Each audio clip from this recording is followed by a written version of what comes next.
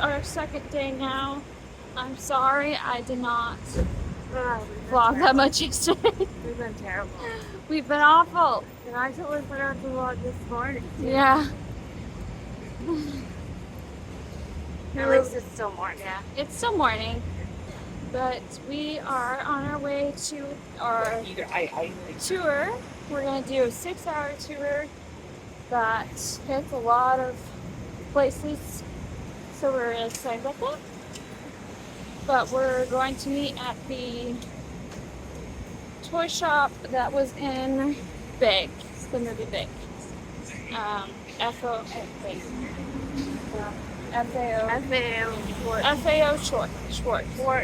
Schwartz. We already got our coffee. Starbucks.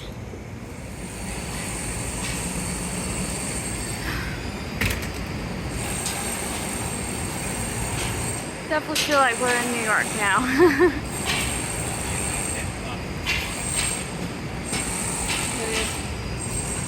Oh.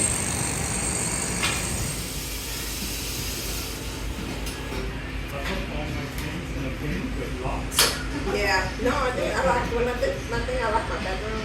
I bought a new lock for my bedroom door and literally locked it. And checked it every time I come in to make sure I like. So we just went there and got some donuts.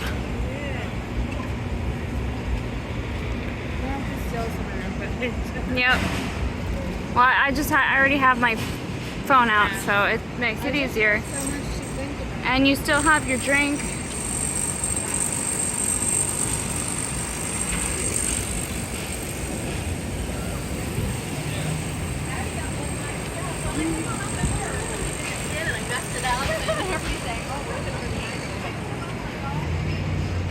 Oh, there's the Today Show.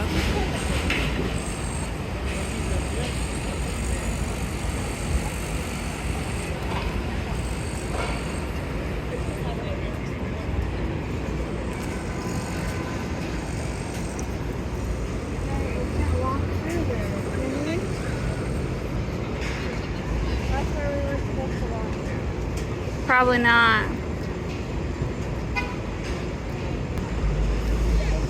It's the Today Show. Yeah, people are taking selfies over there. I don't recognize that guy though. I haven't watched it in a long time. Oh, Nintendo. Oh. The guy that's taking selfies with people.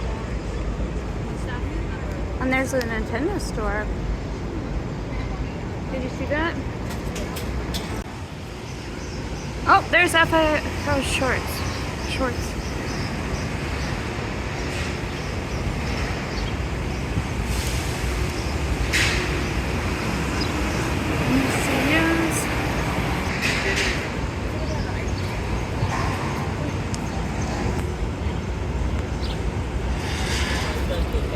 I don't know.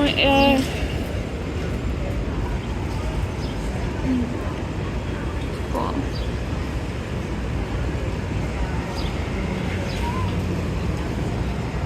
If we'd gotten up early, maybe we could have been in it.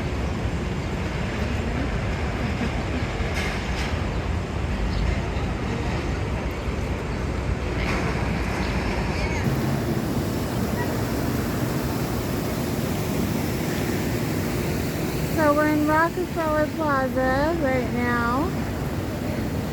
It's 9:05 in the morning. Yeah. And we just walked by the Today Show, but we didn't get up early enough to actually see it. Yeah. And we're waiting to go on our tour and we're meeting at FAO Schwartz. And we got donuts too. Yeah. Should we sit somewhere? Where should we sit? There are benches We over can't there. be too far I away. don't know if we could sit over there. Benches? Oh.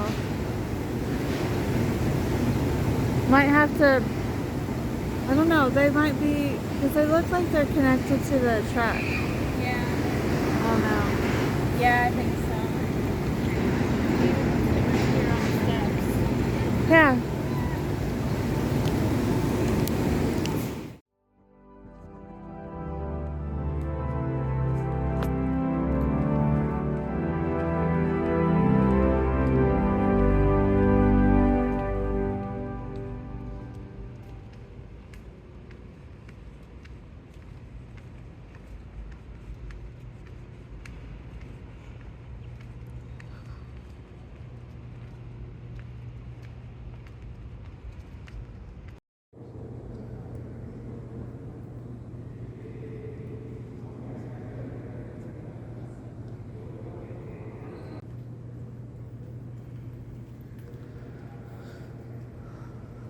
What time is it? It's 10.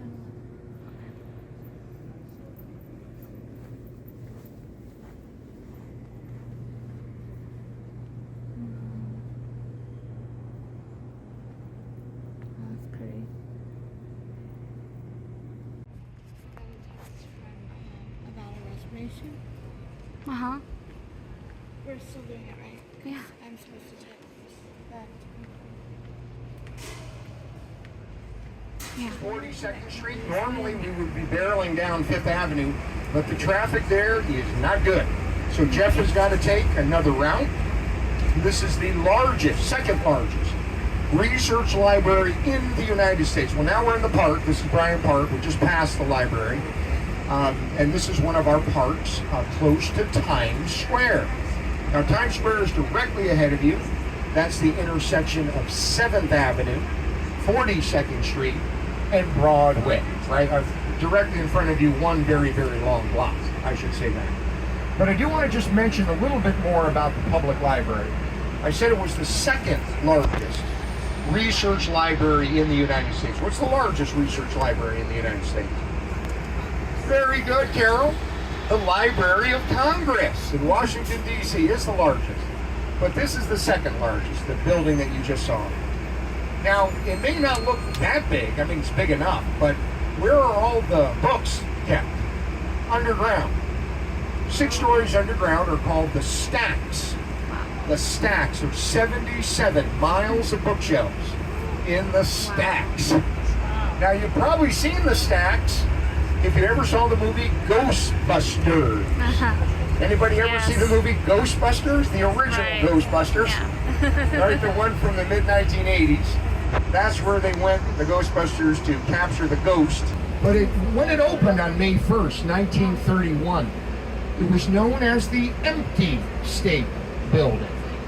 It was criticized, it was made fun of by the local newspapers, the Empty State Building. Now, why is it empty? Only has 22% occupants. What's going on in the country on May 1st, 1931? The Depression, just like Rockefeller Center was constructed over the 9 years of the 1930s. Is Madison Square Park. Madison Square Park is named for James Madison, our 4th American president. He was a Virginian who spent very, very little time in New York City. Can you see there? It's got green scaffolding and black construction netting. Well, that's called the Flatiron Building, and it is our original skyscraper. So this neighborhood is referred to as the Flatiron District. And why is it in such a strange triangular lot? Well, let me ask another question. What is Columbus Circle, Times Square, Herald Square, Madison Square, and Union Square all have in common? What is Columbus? All squares. Yes, there, you didn't even get that out there.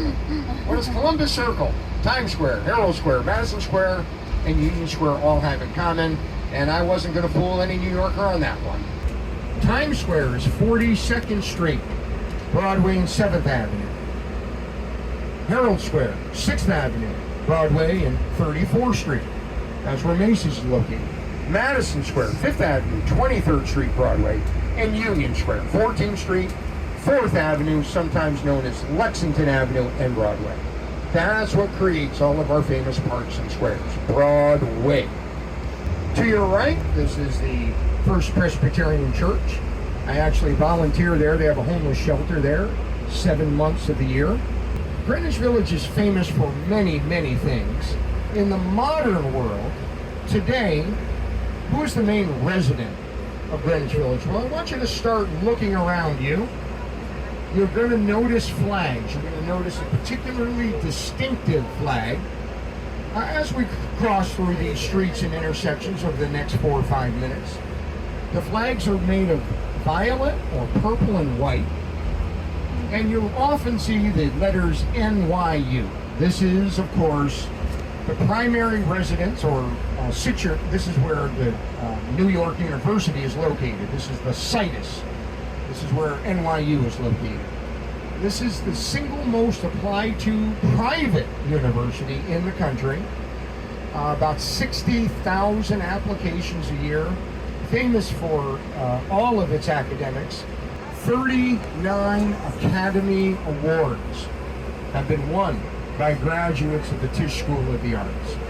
So in probably pop culture, that's what it's most well known for in today's world. But just to our left is what we call Astor Square, named for John Jacob Astor. He was the first person to make $1 million in New York City real estate. Astor Square, you may have heard of the Waldorf Astoria Hotel, named for the Astor family. But located there at Astor Square is the Cooper Union, and that's where Abraham Lincoln gave a very famous speech in February 1860. To your left is Bloomingdale's, but it's a little boutique. And why are they boutiques? Well, because the buildings are small. Why are the buildings small? Because they're not made of steel, they're made of cast iron. Look to your right, TJ Maxx. Notice the pillars, notice the columns in front of TJ Maxx.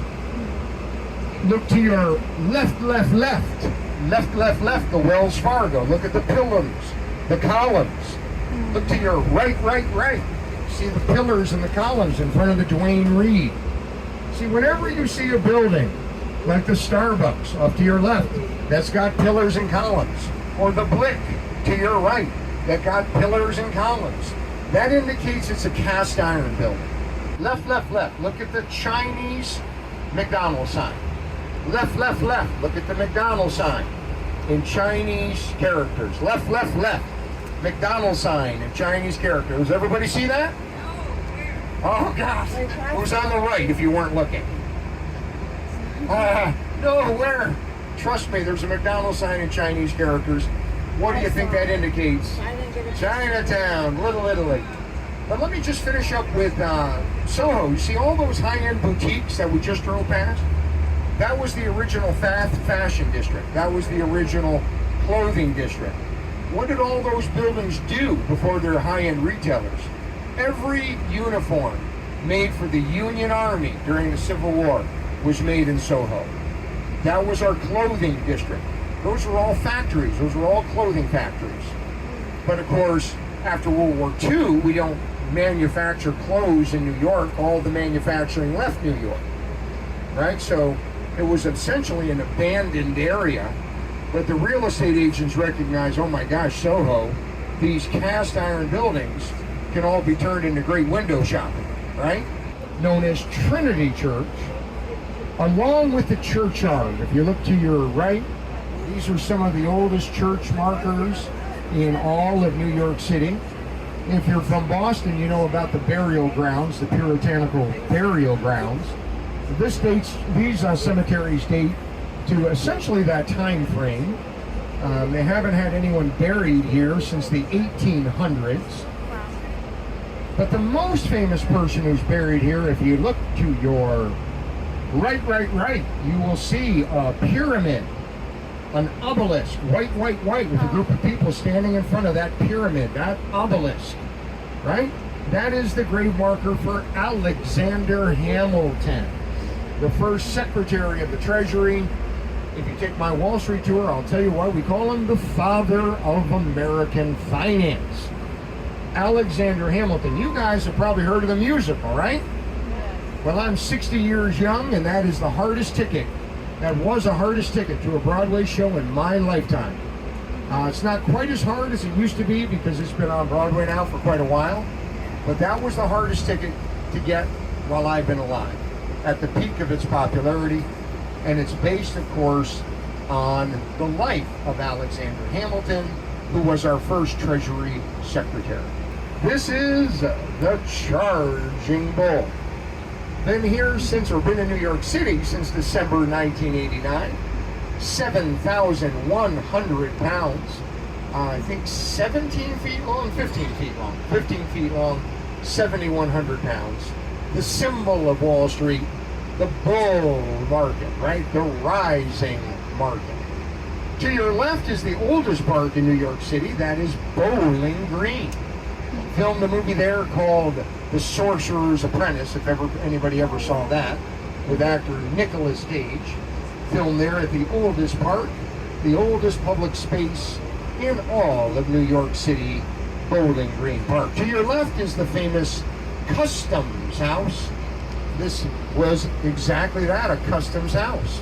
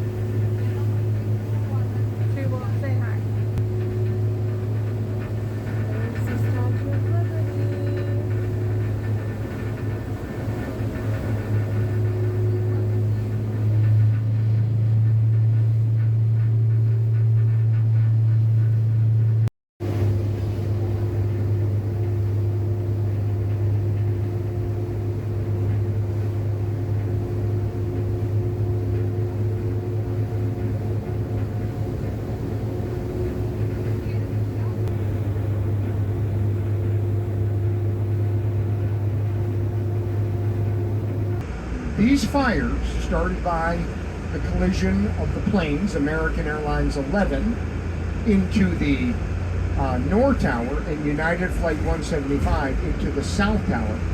They caused the worst fires in the history of New York City. 20-acre fires per building, 800 to 1,000 feet in the air. Everybody understand? Right? And the firefighters went in anyway. 343. Every New Yorker knows that number. 343. Unless you just moved here. If you've lived here for any period of time, you have that number seared in your brain. Not just tour guides, but the average New Yorker. If you said, who are the 343? Every New Yorker who's lived here for any period of time would know that's a reference to the 343 firefighters who willingly lost their lives, willingly laid down their lives for total strangers. That's got to be love. You know, you look in the dictionary, certain words are very difficult to define, like love or justice. But when you lay down your life for a total stranger, my God, that's got to be love. Everybody follow? Yeah. That's my opinion. My opinion. When I talk about the 9/11, it's really not so much right or wrong. Oh, by the way, right. Men in Black headquarters building. Oh. You ever saw the movie Men in Black? Right, Nice. that's where that was the headquarter building. I just wanted to show it to you. But when I talk about 9/11, I will give you some facts and figures. But really, it's about my interpretation of the events. So it's not a right, it's not a wrong, it's not a true, it's not a false. It's my interpretation of what 9/11 represents. And at its core level, it represents that collision between love and hate. Now, if you look to your right, you'll see the beginning of the memorial. We'll not visit this section. Look to the pool there, the granite wall there. That's the south reflecting pool. That's in the exact footprint of the South Tower, otherwise known as building number 2. See that right there to your right? Now, in just a moment, you will see the north reflecting pool, much closer to you. Much closer to you. And you can actually see from here a white rose. If you look to the left there, can everybody see how there's a white flower? If you can't see it now, you'll see it when we get on the memorial. But the white rose is very, very special. It's very symbolic. And I'll explain all of that to you when we get to the memorial itself. But what I was trying to say is that Al-Qaeda, the terrorist organization responsible for the attacks, they were choosing symbolic targets of our way of life. What does the Pentagon represent? Military, defense. What does the Capitol represent? It may be dysfunctional, but it represents our political process. And what do the Twin Towers represent? Our economic system of capitalism. And not to mention, of course, 9/11, right? 9/11. So these were symbolic targets chosen by Al-Qaeda to get into the hearts and the minds of the average American. Of course, the vast majority of people who died were Americans. But remember, World Trade Center.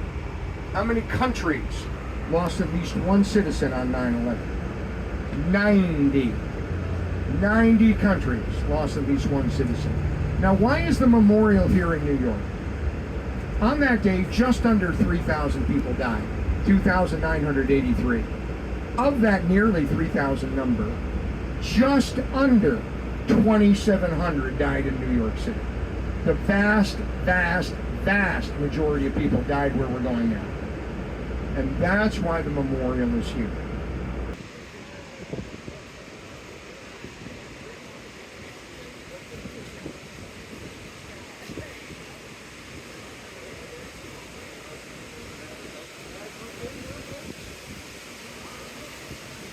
I'll take one of you if you want a photo.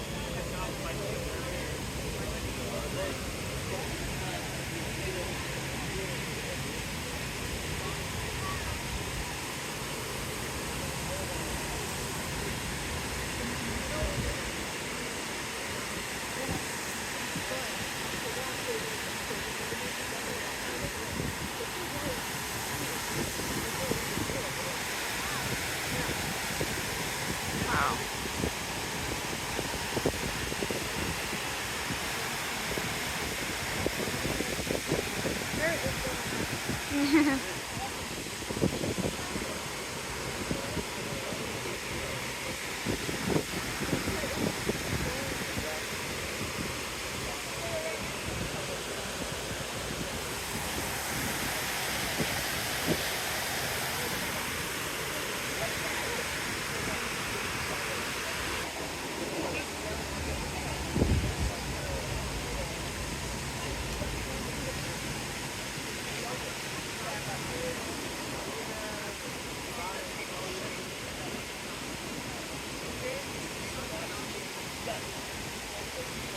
Kind of looks like high heel shoes, doesn't it? Yeah, it does. They built it in the Hudson River.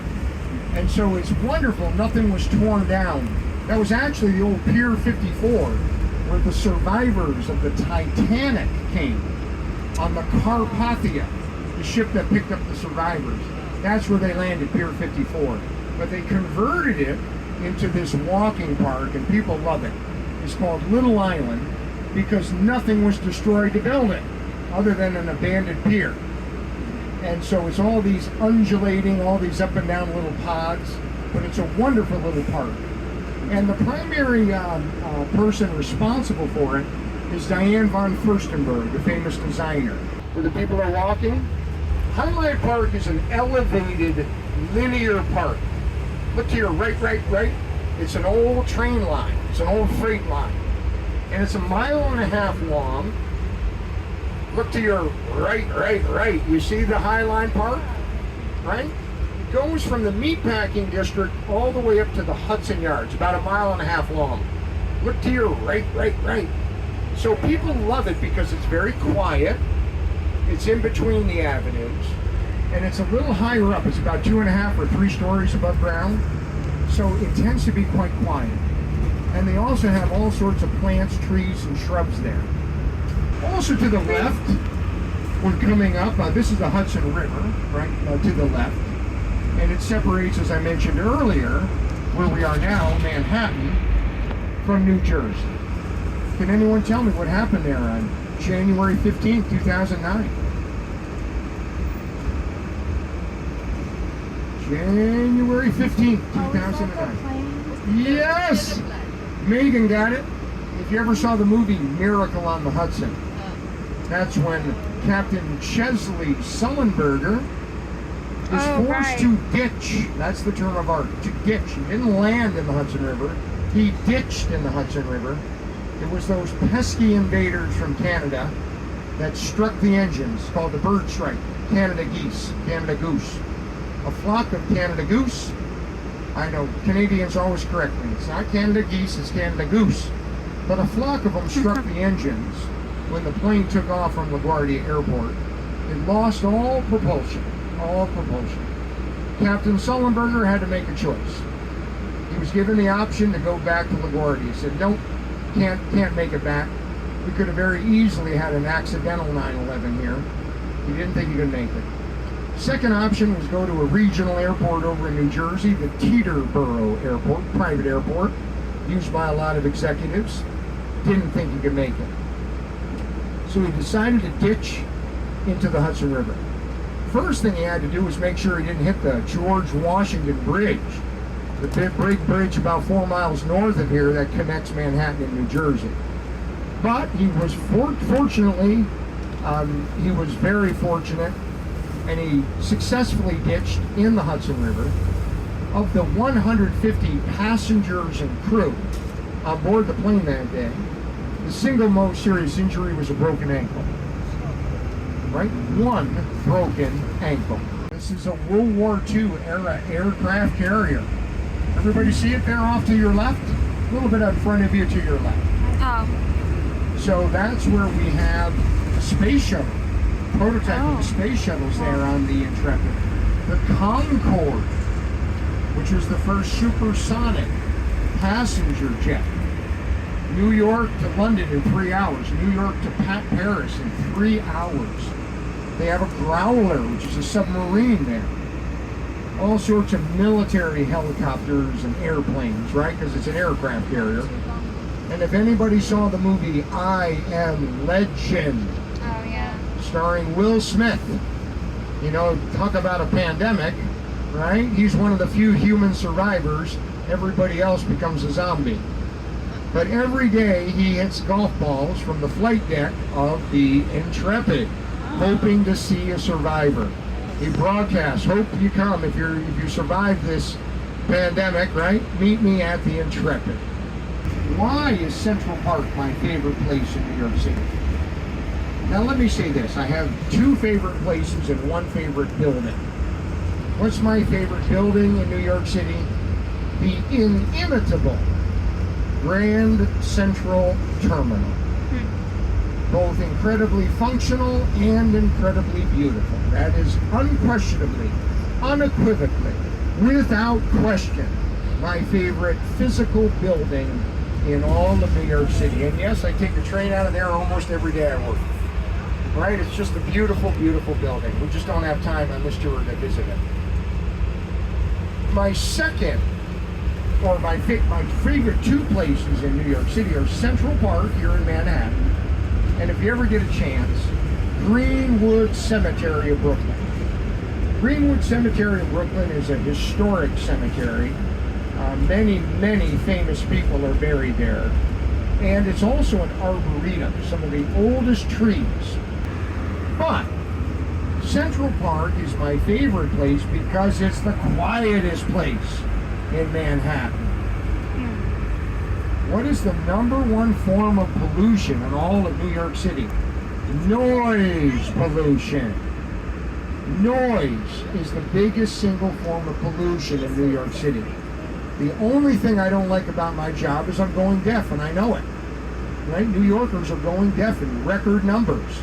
It's well documented because of the sirens, because of the constant noise, because of the honking or the sirens, the engines, the trucks.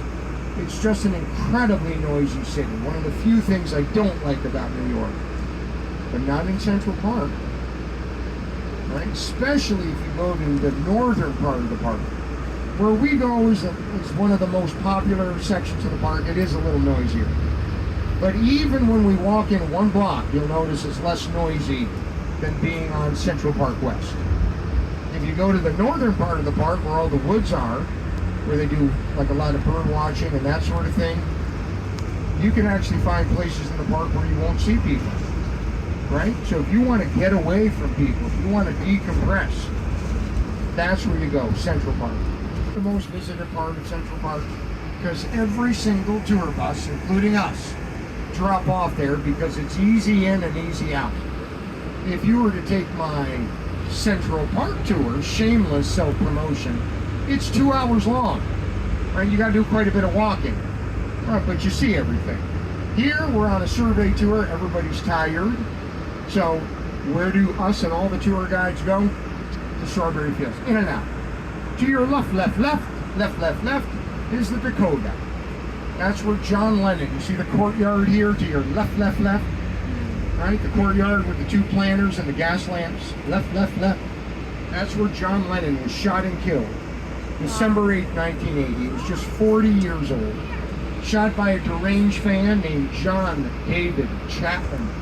Got his autograph at about 10 in the morning, waited 12 hours. This is December 8th. Shot him 3 times in the back about 10 o'clock at night. Right? He was killed when he was just 40 years old. Can I get you all over here?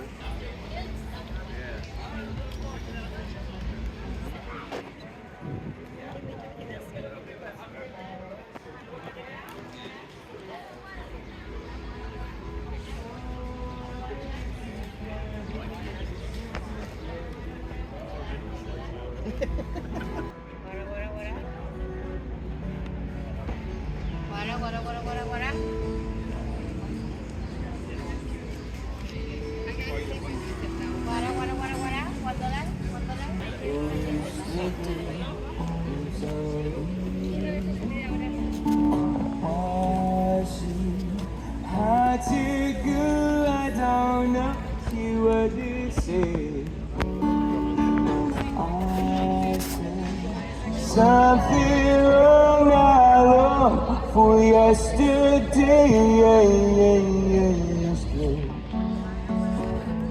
Love was such an easy game to play.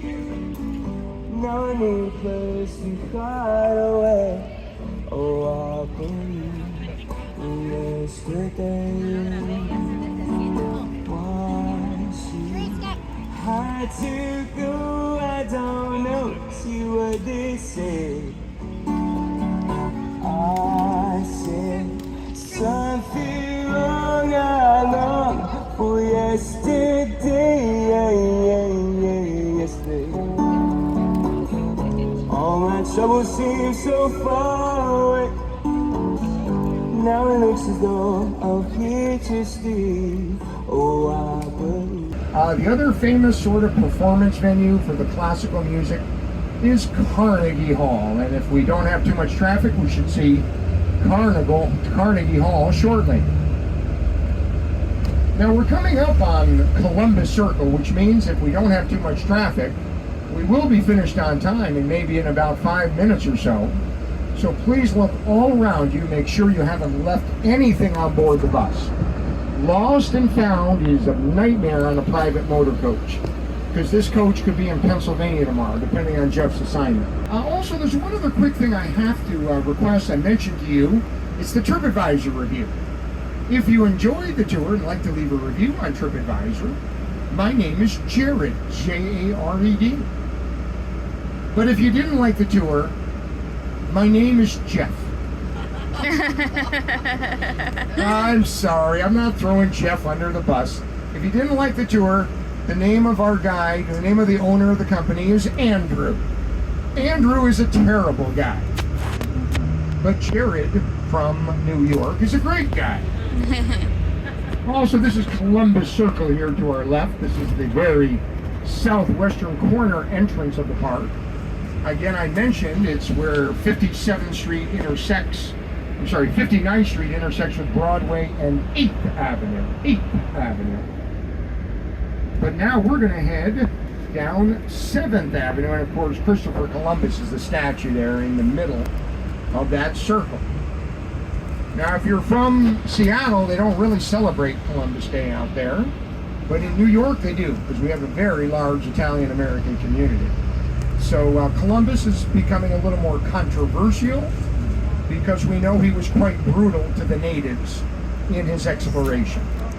But we still celebrate it here. The compromise was that in New York City, 2 days are celebrated at one time: Columbus Day and Indigenous Peoples Day. So the people he was brutal to are celebrated as well. But in not all parts of the country is Columbus Day so big. If you're in New York, it's still pretty big. Also, one other thing is it's about Jeff. Let's give a round of applause for Jeff. To your left, Carnegie Hall. Named for Andrew Carnegie, the monopolist of steel. The first billion-dollar company was U.S. Steel. Owned by Andrew, started by Andrew Carnegie. Skyscrapers, railroads, bridges, all need steel, right? So that's another famous performing venue. Now, if you want to go to Ellen's Stardust Diner, this is a great time of day to go to Ellen's Stardust Diner, because the line is usually pretty short about now. It's one of the few times of the day they don't have a big long line. Now again, it's a classic diner, but so the food is just very typical, but all of the servers are singers. And when they're not taking your order, they share the microphone, and it's just a wonderful, iconic Times Square area restaurant. Ellen's Stardust Diner.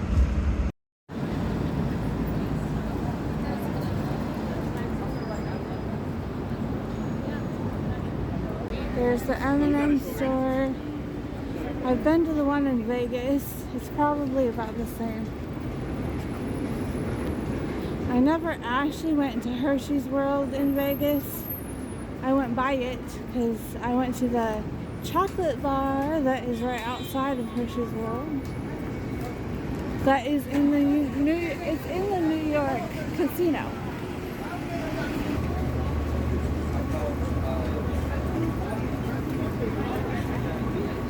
So we finished our tour, which was, I really liked it. Yeah, I really liked our tour guide. He's very friendly and funny. Then we went back to our hotel to freshen up a little bit before going to dinner. So first, we are going to stop at the stoop, Which we talked about in your vlog. We didn't talk about it in mine. We're going to the Sex and the City stoop. But yeah, we're gonna go take the subway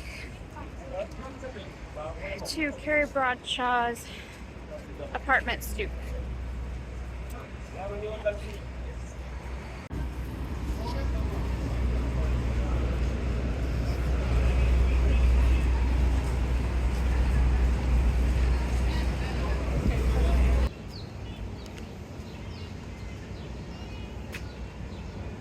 This definitely feels like New York.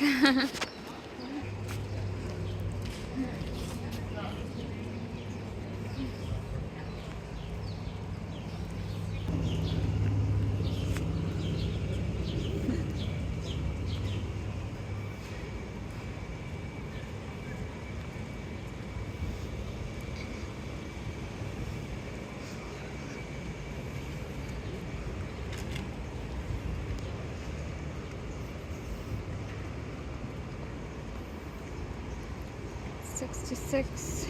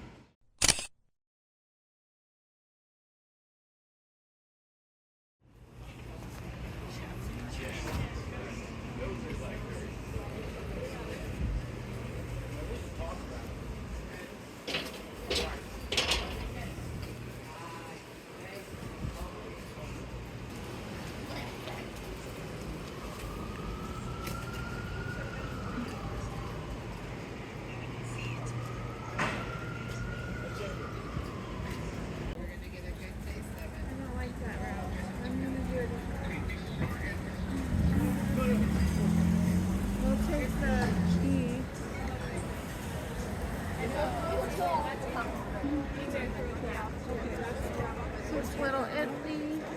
If we can get there, if we miss the thing, we'll take the other. Okay. I want to explore Little Italy next time. Oh, there's gelato.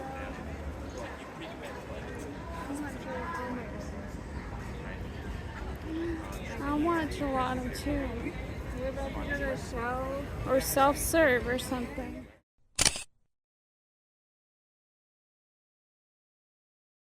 So we had dinner at O'Neill's, and we drank 2 Cosmos, and we got a little drunk. We're such lightweights. I know. But now we are heading. It's too crowded. Now we are heading to our ship, and we're all dressed up.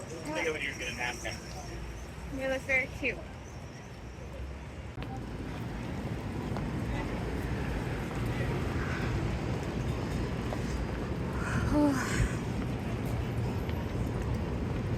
My feet are starting to hate me. Good thing we're not going to have to climb up a bunch of stairs. Oh, we're coming in so close. Oh, there it is.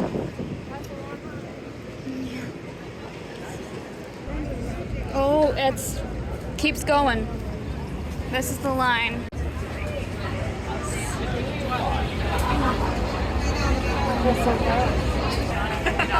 You could save another 150 by not getting it. I'd have to get the $50 t-shirt.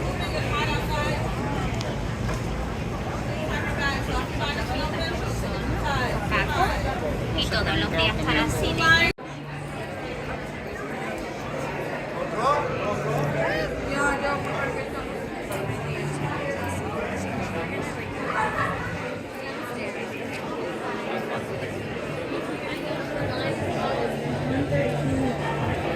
113.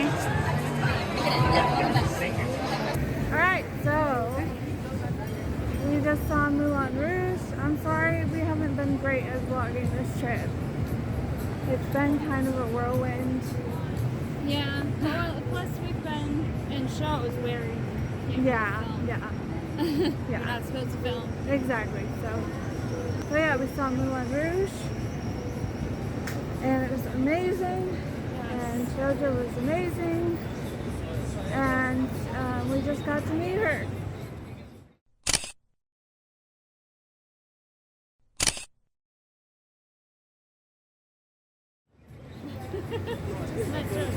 We just met her. It's crazy. My young teenage self is screaming inside.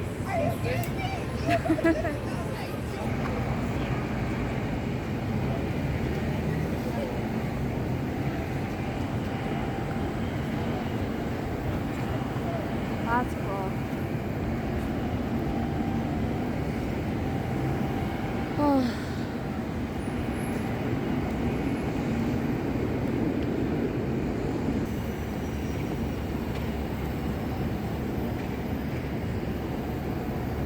That was crazy. Oh yeah, and then they were playing her song. The bike peddler people. I don't know what. I don't know what they're called. Yeah. But they were playing her song while we were waiting to meet her outside the stage door. Yeah. We had to wait a long time though. Yep. Our feet are dead. Dead feet. Yep.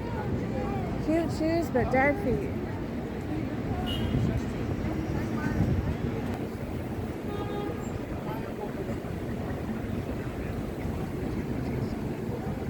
Yeah, we had to wait like 30 minutes.